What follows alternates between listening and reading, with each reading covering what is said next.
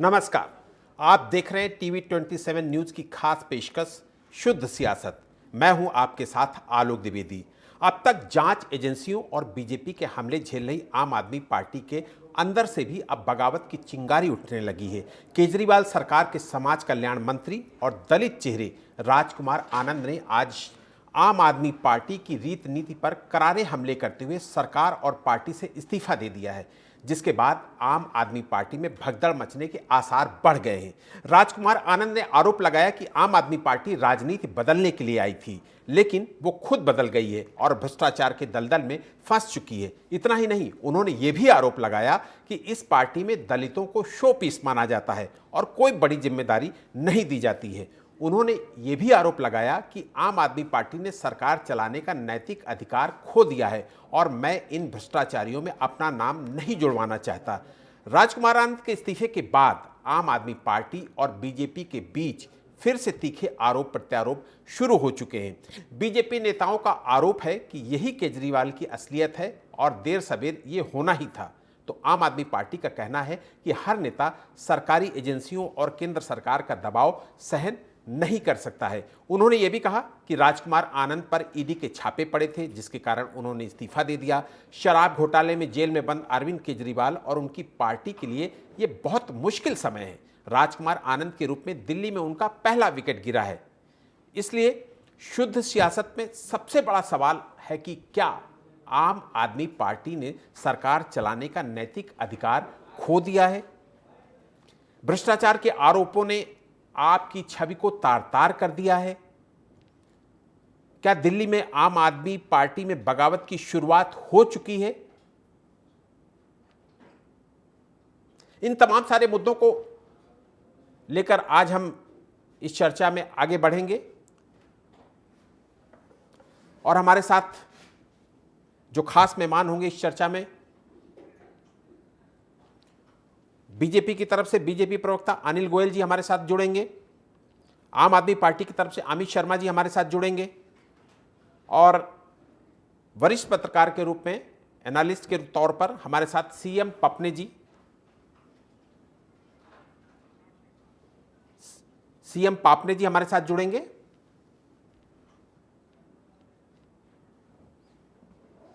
और इन तमाम सवालों को हम आगे अपने मेहमानों के साथ आगे बढ़ाएंगे। अनिल गोयल जी, अमित शर्मा जी, सीएम पापने साहब, हमारे साथ तीनों मेहमान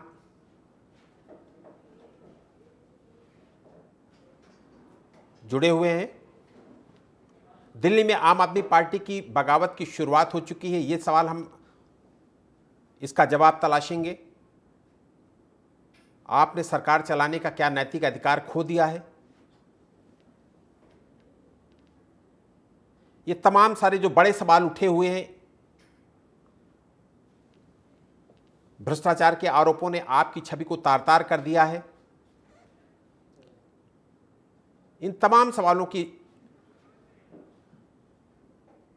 सवालों को आज इनके जवाब हम तलाशेंगे अपने मेहमानों के साथ। और हमारे साथ जो खास मेहमान हैं, तीनों मेहमान हमारे साथ जुड़ चुके हैं, अनिल गोयल जी, अमित जी और पापने साहब, आप तीनों का बहुत बहुत स्वागत है इस चर्चा में। और सबसे पहले मैं अमित जी से ही सवाल कर लेता हूं, अमित शर्मा जी से सवाल कर लेता हूं। अभी हम लोगों ने, अमित जी आपने अगर हमें सुना है तो ठीक से 24 घंटे में आपको बड़े बड़े झटके लगे हैं। सबसे पहला झटका राउंड जेमनी कोर्ट ने दिया, फिर उसके बाद सुप्रीम कोर्ट ने दिया आपको, और फिर उसके बाद आपके ही मंत्री, दिल्ली सरकार के मंत्री राजकुमार आनंद आपको छोड़कर चले गए। बड़े बड़े झटके लगे हैं आपको 24 घंटे के अंदर। अमित जी। देखिए, झटके हमें बर्दाश्त करने की आदत है। सबसे बड़ी बात है कि भारतीय जनता पार्टी इस तरीके से ईडी भेज के, डरा के, धमका के, सहमा के अपनी ओर आकर्षित कर रही है आम आदमी पार्टी के कार्यकर्ता। ये नहीं, पूरे देश में ये हालात बना हुआ है कि हर जगह इनके अपने कार्यकर्ता घूम रहे हैं और हर एक कार्यकर्ता से यही एक सवाल होती है, क्या आपने वॉशिंग पाउडर लिया? और लिया तो कौन सी कंपनी का लिया? तो भारतीय जनता पार्टी का नाम आ जाता है। भारतीय जनता पार्टी से बड़ा करप्ट भारतीय अरे जनता पार्टी की सबसे Amit ji, washing powder washing machine तो ठीक है, लेकिन आपका भी तो अपना अपनी अपने अपने कैडर को देखिए ना कि मैं बता रहा हूँ, वही बता रहा हूँ। हाँ। तो वही बता रहा हूँ, भारतीय जनता पार्टी से ज्यादा भ्रष्टाचार, भारतीय जनता पार्टी से ज्यादा बलात्कार, भारतीय जनता पार्टी से ज्यादा दुर्व्यवहार, भारतीय जनता पार्टी से ज्यादा अपगाड़ी आज के डेट में हिंदुस्तान में कोई नहीं है। क्योंकि आप देख रहे हो और आप दिखा भी रहे हो और हम देख भी रहे हैं और देश की जनता को दिखा भी रहे हैं कि वही 70,000 करोड़ रुपए का कोई सवाल नहीं उठता। अजित पवार जी को आप डिप्टी सीएम बना देते हो, वही हेमंत बिश्व शर्मा को आप मुख्यमंत्री बना देते हो, वही अभी अभी एक लेटेस्ट अपना वो प्रतीक पांडे का वीडियो, अश्लील वीडियो रिलीज होता, उसके ऊपर आप कुछ नहीं दिखा पा रहे हो। इन्होंने एक मुद्दा अपना लिया है, एक सुपारी बराबर, जो अमित शाह जी कहते हैं कि एक सुपारी बराबर पार्टी आम आदमी पार्टी। अमित जी ये बाद में बात करिएगा, राजकुमार आनंद की बात करिए ना। राजकुमार आनंद ने आप ये कहा कि पार्टी पर ही उन्होंने आरोप लगाया कि पार्टी भ्रष्टाचारियों का अड्डा बन गई है। उन्होंने कहा कि बड़े बड़े सपने लेकर हम लोग आए थे, जिन सपनों को लेकर आए थे वो सपने यहाँ पर नहीं दिखे, और मैं भ्रष्टाचारियों के साथ नहीं रह सकता हूँ, दलित विरोधी है पार्टी। पहली बात कि वे अगर आम आदमी पार्टी पे भ्रष्टाचार की आरोप लगाते हैं तो आप ही ने कह दिया कि उनके घर ईडी गई थी, और ईडी गई उसके बाद इनका माइंड सेट हो गया और बगल से इन्फॉर्मेशन हो गई। आपके लोग इतना कमजोर हैं, इतना कमजोर हैं, फिर तो कमजोर नहीं है, कमजोर नहीं है। अगर मैं भ्रष्टाचार करूंगा, अगर मेरे पे ईडी की छापा आ रही है और मुझे पीछे से ऑफर मिल जाए कि अमित शर्मा जी आप हमारी पार्टी में आकर के बच सकते हो, तो वे तो सारे ही जाएंगे जितने भ्रष्टाचारी हैं पीछे से जो भ्रष्टाचार करते रहे। हमारे अरविंद केजरीवाल जी ने कोर्ट में क्या बोला कि मंत्री आते हैं, एमएलए आते हैं, कुचड़ कुचड़ करते हैं, इसमें मेरा क्या रोल है जी। समझ रहे मेरी बात को? तो भ्रष्टाचार अगर जो कड़ा होगा, चाहे वो हमारे एमएलए हो, चाहे वो हम हो, चाहे आप हो, चाहे कोई और हो, भ्रष्टाचार किया है और उसके घर पे ईडी गई है, तो इस पीछे से ऑप्शन आए हैं, ऑफर में ये आया है कि आप हमारे पार्टी में हमारी वॉशिंग पाउडर से ना जी, हो, जी, जी। उसके बाद में आपके सारे जी अनिल गोयल जी से जवाब ले लेते हैं, लेकिन अनिल गोयल जी एक सवाल हमारा भी उसमें शामिल कर लीजिएगा। अमित जी की बात का तो जवाब देना ही है आपको, लेकिन मेरा भी एक सवाल जोड़ लीजिएगा। आपका जो एजेंडा था अब वो आम आदमी पार्टी के बीच से ही उठने लगा। आपने जो आरोप लगाए आम आदमी पार्टी पर, वो आम आदमी के लोग ही अब उसे स्वीकार करने लगे हैं और अपनी पार्टी पर ही आरोप लगाने लगे हैं। अब जो जनता के बीच में आपको नैरेटिव सेट करना है उस पर तो अब आपके लिए सहूलियत हो जाएगी ना? नहीं, हम तो सिर्फ जनता को सच्चाई बताने में लगे रहते हैं। आज मेरे ये प्रवक्ता ने ये तो मान लिया कि आम आदमी में भ्रष्टाचार होता है, यानी राजकुमार आनंद जो ये इनके अनुसार भ्रष्टाचारी है, इनके अनुसार भ्रष्टाचार में ईडी के छापे पड़े हैं, इनके अनुसार उनको प्रलोभन मिला है, तो इसका मतलब राजकुमार आनंद भ्रष्टाचारी है। और राजकुमार आनंद मंत्रिमंडल के सदस्य हैं और उसके अंदर स्वाभाविक बात है मंत्रिमंडल के सदस्य में जिम्मेदारी केजरीवाल की आ जाती है कि केजरीवाल ने अपने मंत्रिमंडल में भ्रष्टाचारी आदमी को क्यों रखा, अकॉर्डिंग आपके प्रवक्ता के अनुसार, जबकि वो व्यक्ति कहता है कि मैं भ्रष्टाचार में बर्दाश्त नहीं कर सकता, क्योंकि यही केजरीवाल जो है एंटी करप्शन इंडिया के नाम से रामले मैदान में अन्ना हजारे के समर्थन में आए थे। रेड्डी का भी नाम लिया, सुनने की आदत डालो, सुनने की आदत डालो। अरे डिबेट तुम्हारे ऊपर हो रही है, अरे डिबेट तुम जैसे चोरों पर हो रही है। अनिल जी क्या राजकुमार आनंद तुम्हारे भ्रष्टाचारी चोर कौन है, चोर कौन है, ईमानदार कौन है, सर्टिफिकेट जनता देती है। कांग्रेस जो है आरोप कांग्रेस ने लगाया है, शराब घोटाले का आरोप दिल्ली वालों ने देखो कांग्रेस को लगाया है। कांग्रेस को भ्रष्टाचार, हमारी तुम्हारी बराबर पार्टी है, हम दिल्ली तक शिकायत है और दिल्ली के अंदर 3 बार तमाचा खाने का काम भारतीय जनता पार्टी का हुआ है। 3 बार दिल्ली की जनता आपके ऊपर तमाचा मारा है, भाजपा के ऊपर तमाचा मारा है, और आम आदमी पार्टी पे मारा है। बार आप हार रहे हो, वहाँ पर आज आप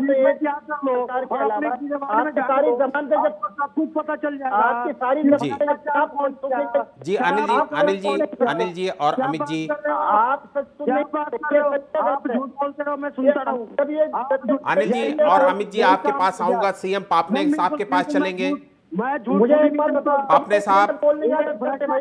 पापने साहब, आप कैसे हर बोल घटनाक्रम सकते हो? की टाइमिंग होती है आप और वो टाइमिंग बहुत मायने रखती है कि किस समय कौन सी घटना हुई है। डिबेट में नहीं बैठा हूँ। अनिल जी आप बहुत सीनियर हैं, अनिल जी आप बहुत सीनियर हैं। और तो अमित आप जी, इसे चुप करो ना।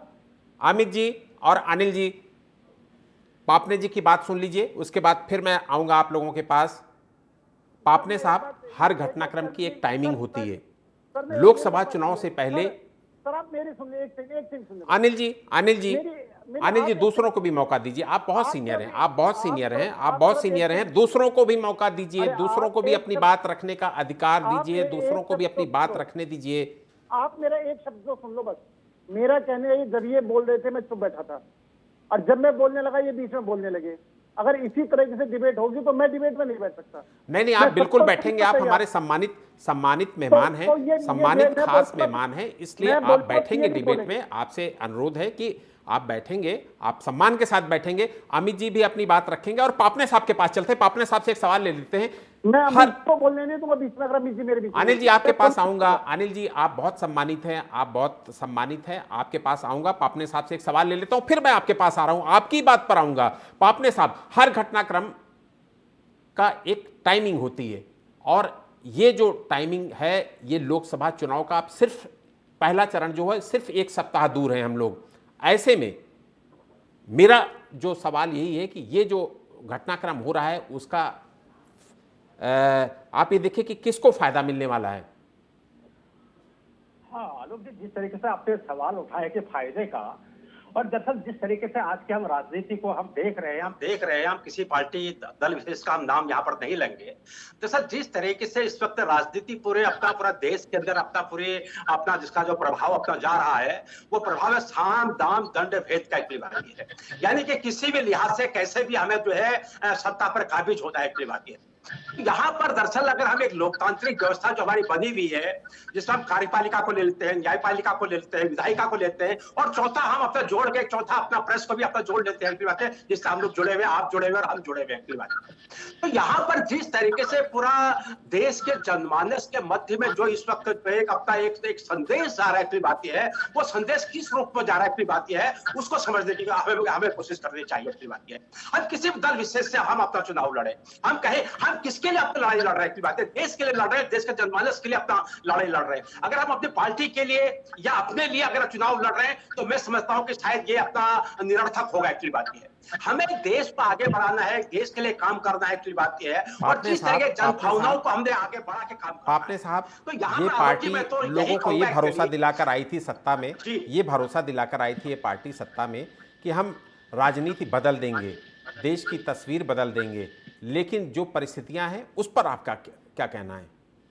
जी बिल्कुल आलोक जी, बिल्कुल आपका सवाल बिल्कुल सटीक है। दरअसल परिस्थितियां के उसी परिस्थितियों पे मैं दरअसल आ रहा था, आपने दोबारा से उसको अपना आगे लिया है, बहुत अच्छी मुझे अपना लौटने का मौका दिया है। दरअसल आलोक जी है क्या, दरअसल मैं आपको बताऊं कि जिस तरीके से अपना जो हम 2011-12 से हम इसको शुरू करते हैं, बात यह है बिल्कुल आपका कहना बिल्कुल सही है कि हम जो है एक राजनीति को बदलने के लिए दरअसल आए थे। आपने बात यह जो भी दांवपेच खेले जा रहे थे, क्योंकि मुझे बहुत अच्छी तरीके से याद है कि पार्लियामेंट चल रही थी और यहाँ अन्ना आंदोलन चल रहा था, और उसमें जो है पार्लियामेंट के अंदर जिस तरीके से अपना पूरा वार्तालाप हो रहे थे, अपनी बात यह है तो चैलेंज किया गया था केजरीवाल को कि आप आइए, ठीक है सत्ता में आप आके दिखाइए ना कि सत्ता कैसी होती है, कि राजनीति क्या होती है। तो उसके बाद जब अपना केजरीवाल ने अपना राजनीति के अंदर कदम रखा, उसके बाद वो जिस तरीके से अपना बुद्धि विवेक का अपना इस्तेमाल करते हुए जिस तरीके से उन्हें उसका चुनाव लड़ा, चुनाव लड़ने के बाद जाके जो अपना पूरा करिश्मा उन्होंने अपना दिखाया है, और वो करिश्मा पहुंचते पहुंचते आज जिस तरीके से मैं आज वो एनसीईआरटी का मैं कुछ एक अपना सब्जेक्ट देख रहा था कि बात या सोशल साइंस का,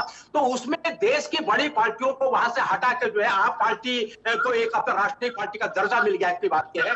तो इसमें क्या है कि जो मैंने साम दाम दंड भेद की आपसे बात की थी, तो यहाँ पर हो सकता है कि कहीं ना कहीं जो हमारे एक सत्ताधारी पार्टी हमारी भाजपा है, उसको कहीं पर खल रहा हो यार कि ये पार्टी 2012 से इतने चंद वर्षों के अंदर ही अपना यहाँ तक आ गई है, और हमें 1980 से लेकर यहाँ तक पहुंचने में इतना समय लगा है। बात यह है तो हो सकता है, देखिए आलोक जी, ये साम दाम दंड भेद की जो राजनीति चल रही है, तो यहाँ पर हम लोकतांत्रिक व्यवस्था का, मैं दोबारा से फिर उस पर आ रहा हूँ कि हम अगर लोकतांत्रिक व्यवस्था का अगर हम पालन करते हुए अगर जो तो एक बार फिर हम इस चर्चा को आगे बढ़ाएंगे और हम सीधे चलेंगे आम आदमी पार्टी के प्रवक्ता अमित शर्मा के पास। अमित शर्मा जी, आप हमारे साथ जुड़े हुए हैं। अमित शर्मा जी, आपको हमारी आवाज़ आ रही है? जी बिल्कुल आ रही है। अमित शर्मा जी, जो हालात हैं, जो परिस्थिति हैं, बहुत सारे लोग आपको छोड़कर गए, लेकिन ये जो टाइमिंग है, इस टाइमिंग में एक मंत्री आपको छोड़कर जाता है। क्या ये माना जाए कि केजरीवाल के जेल जाने के बाद आपकी पार्टी के जो हौसले हैं, पार्टी के जो लोगों के हौसले हैं, वो टूटते जा रहे हैं और धीरे धीरे पार्टी कमजोर हो रही है? देखिए, ये देश का, अपने देश का इतिहास रही हो, चाहे वो कांग्रेस के लिए हो, चाहे भारतीय जनता पार्टी के लिए हो, चाहे आम आदमी पार्टी के लिए हो, चाहे तमाम पार्टियों के लिए हो, कि जब परिस्थितियां अनुकूल आती है और जो हिटलर शाही जैसे आज नरेंद्र मोदी जी कर रहे हैं, पहले कभी ऐसी कांग्रेस भी थी कि इनकी 82 में 2 सीटें आई थी और राजीव जी ने अंगूठा दिखा दिया था कि हम दो हमारे दो का नारा दे दिया था। और उस समय लाल कृष्ण आडवाणी जी कहने वाले थे कि हमें चुनाव लड़ना अच्छा नहीं है, क्योंकि बहुत ज्यादा स्थिति हमारी खराब है। और वो पार्टी संघर्ष करते करते आज प्रचंड बहुमत और अपनी पूरी हिटलरशाही दिखा रही है, दिखानी भी चाहिए, क्योंकि उनको भ्रष्टाचारी तुम हो भैया, आप भ्रष्टाचारी हो, आप भ्रष्टाचारी हो, आप ऐसी बात कैसे करते हो? अनिल जी बात सुन लेते हैं। अनिल जी, अमित जी की बात सुन लेते हैं। बिल्कुल नहीं बोलेंगे अमित जी, पहले मेरे बाद में नहीं बोलेंगे। अनिल जी, अमित जी की बात सुन लेते हैं, उसके बाद फिर आपके पास आऊंगा और आपके जवाब लूंगा। मैंने इनको पूरा सुना है, मैंने इनको पूरा सुना है, मैं इन्हें नहीं बोलने दूंगा, बिल्कुल नहीं बोलने दूंगा। आप, मैं चोरों को नहीं बोलने दूंगा, मैं भ्रष्टाचारी को नहीं बोलने दूंगा, मैं भ्रष्टाचारी को जो भ्रष्टाचारी बोल सकते और इनको कुछ कहते भ्रष्टाचारी लोगों को भ्रष्टाचारी लोगों को बोलने भ्रष्टाचारी का आरोप हम भ्रष्टाचारी सुनिए, भ्रष्टाचारी सुनने हम भ्रष्टाचारी को सुनने के बैठे, तुमने कांग्रेस को भ्रष्टाचारी का कांग्रेस तुम दोनों ने गठबंधन करा और उसके कहने पे कर रहे हो। आप जो बारी बारी से बोलेंगे तो दोनों की बात समझ में आएगी। राजकुमार आनंद के भ्रष्टाचारी जनता पार्टी की नीति है, भ्रष्टाचारी सुनने और जो ऐसे जोर जोर से बोलता है। देखिए, बारी बारी से बोलेंगे तो दोनों की बात समझ में आएगी, जनता भी सुन सकेगी, दर्शक भी हमारे सुन सकेंगे। ऐसे भी नहीं चलेगा कि सारे भ्रष्टाचारी आ जाओ, पूर्व से लेकर पश्चिम, उत्तर से लेकर दक्षिण, जितने भ्रष्टाचारी है किसी का घोटाला करो वो नहीं चलेगा। अनिल जी आपके पास आऊंगा, अमित की बात सुन लेते हैं, फिर आपके पास आऊंगा। मैं अमित की सुनूंगा क्यों? अमित ने मेरे पीछे बोला, अगर अमित मेरे पीछे बोले मैं नहीं बोलने दूंगा या मैं विड्रॉ कर लूंगा। आपने अमित को चांस कैसे दिया? अनिल जी को बोलने दीजिए, अनिल जी को अपनी बात रखने दीजिए। अनिल, आलोक जी भ्रष्टाचार करेंगे, भ्रष्टाचार बनेंगे, अनिल जी को अपनी बात रखने दीजिए। बराबर पार्टी आम आदमी पार्टी आप गले में अटकती दिखती आपको, नेशनल पार्टी हो गई, बोल रही आपको, आपको चुभ रही है कि आपको चुभ रही है गोवा में कैसे, आपको गुजरात में कैसे चले गए? देखिए, अगर आप लोग, देखिए आप हमारे सम्मानित मेहमान हैं, आप हमारे सम्मानित मेहमान हैं, अगर आप लोग बोलना बंद नहीं करेंगे तो मुझे आपका ऑडियो डाउन करना पड़ेगा। मैं पापने जी से सवाल लेता हूं, मैं पापने जी के पास जाऊंगा। कपिल से बात करो आप। पापने जी, 2023 में राजकुमार आनंद के यहां ईडी का छापा पड़ा। पापने जी, ईडी का छापा पड़ा। और हाँ जी, ईडी का 2023 में ईडी का छापा राजकुमार आनंद के घर पड़ा। हवाला कारोबार से जुड़े होने का शक जताया गया और खास बात यह है कि 2 घंटे पहले उन्होंने आम आदमी पार्टी के पक्ष में अपना एक ट्वीट किया और 2 घंटे बाद अचानक उनकी सोच, उनके विचार बदल गए और उनको आम आदमी पार्टी के अंदर तमाम सारी खामियां, तमाम सारी बुराइयां दिखने लगी। दलित विरोधी पार्टी दिखने लगी, भ्रष्टाचारी पार्टी दिखने लगी। आप किस नजर से देख रहे हैं इस बात को? देखिए आलोक जी, जिस तरीके से सवाल है, जिस तरीके से अपना उनके एक अपना प्रेस कॉन्फ्रेंस किया उन्होंने एक छोटे से कमरे के अंदर, और उसके बाद जिस तरीके से ये सब चीजें बाहर आई है, एक्चुअली बात ये है, तो एक्चुअली चाहिए तो ये था उनको कि एक्चुअली बात ये, उनको खुलेआम अपना जो है एक जनमानस के बीच में जाके वहां प्रेस कॉन्फ्रेंस अपना करते और धड़ल्ले से अपना जो है बुलंद आवाज में बोलते कि आम आदमी पार्टी भ्रष्टाचारी पार्टी, एक्चुअली बात ये है। लेकिन यहाँ पर जिस तरीके से अपना यानी कि एक छोटे से कमरे के अंदर कुछ लोगों को बुला के आप इस तरीके से अपने अपना विचार अपने व्यक्त किए हैं, और उसके बाद जिस तरीके से अपना 3-4 दिन पहले जो अपना विचार व्यक्त किए थे, या एक मदन लाल इनके विधायक अपने विचार व्यक्त किए थे, या अपना सौरभ भारद्वाज ने जो अपने विचार व्यक्त किए, दोनों चीजों को अगर हम टैली करके अगर हम चलते हैं, एक्चुअली बात यह है, तो यहाँ पर धरातल पर हमें एक ही चीज नजर आती है कि कहीं न कहीं कुछ न कुछ ऐसा कुछ अपना एक संदेश गया है। एक्चुअली बात यह है कि यहाँ पर जो है अपना ईडी की जो अपना कार्रवाइयां चल रही है, यहाँ पर लोग सहम गए हैं, डर गए हैं, एक्चुअली बात यह है। और यहाँ पर है क्या कि केस अगर आप बिल्कुल पारदर्शी हैं, अगर आपने जीवन में कुछ नहीं किया है, तो आप धड़ल्ले से आप कुछ भी कह सकते हैं, एक्चुअली बात यह है, और ये होना भी चाहिए, एक्चुअली बात है। लोकतंत्र यही चाहता है, एक्चुअली बात यह है।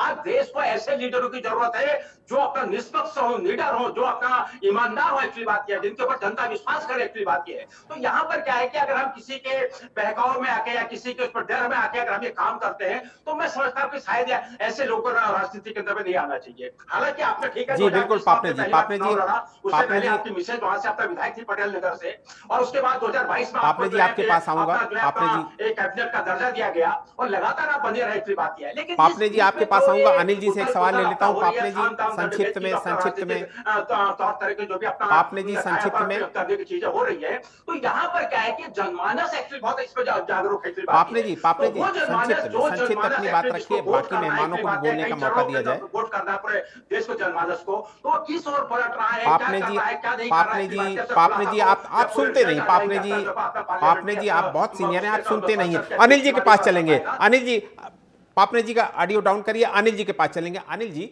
बाजार में चर्चा है राजकुमार आनंद कहां जाएंगे, क्या करेंगे, कैसे करेंगे, इसको लेकर तरह तरह की चर्चाएं शुरू हो गई हैं। लोगों ने क्या क्या कहना शुरू किया, आपके कानों तक भी पहुंच चुका होगा। मेरा तो एक ही लाइन का सवाल है आपसे कि क्या अगर वो बीजेपी में आना चाहेंगे तो आपके लिए, आप उनके लिए दरवाजे खुले रखेंगे या नहीं लेंगे उनको? आलोक जी, पहली बात तो ये है कि जिस काल्पनिक प्रश्न का उत्तर नहीं हो सकता। देखिए अनिल जी आप बहुत सीनियर हैं, मैं भी 30 साल से पत्रकारिता कर रहा हूं। ये काल्पनिक सवाल नहीं है। वो घर बैठने के लिए राजनीति से त्याग पत्र देकर नहीं जा रहे हो। कहां जाएंगे, क्या जाएंगे, हमसे नहीं, बाजार में किसी से भी पूछ लीजिएगा, किसी पार्टी के कार्यकर्ता से पूछ लीजिएगा। ये काल्पनिक सवाल नहीं है। अनिल जी आप बहुत सीनियर हैं। आप पहले मेरी पूरी बात सुनेंगे। अगर राजकुमार आनंद जी कोई एप्लीकेशन देंगे, कोई बीजेपी में शामिल होने प्रस्ताव रखेंगे, तब बीजेपी उनके बारे में सोचेगी शामिल करना है या नहीं करना। अभी जब उनका कोई प्रस्ताव हमारे पास नहीं आया है, तो उस प्रस्ताव से पहले हम हाँ या ना कहने की स्थिति में नहीं है। मेरा पूरी बात का कहने का मतलब यह है कि जब तक वो हमारे पास एप्लीकेशन नहीं लगाते हैं कि भाई मैं बीजेपी ज्वाइन करना चाहता हूं, उसके बाद हम सोचेंगे उनको ज्वाइन करवाना या नहीं करवाना। ये भाई पार्टी का फैसला है। हमारी बिल्कुल पार्टी में एक कमेटी बनी हुई है। कमेटी में जो लोग पार्टी से बाहर आते हैं, कमेटी में प्रस्ताव आता है, कमेटी उस पर विचार करती है और विचार करने के बाद उस पर फैसला लेती है।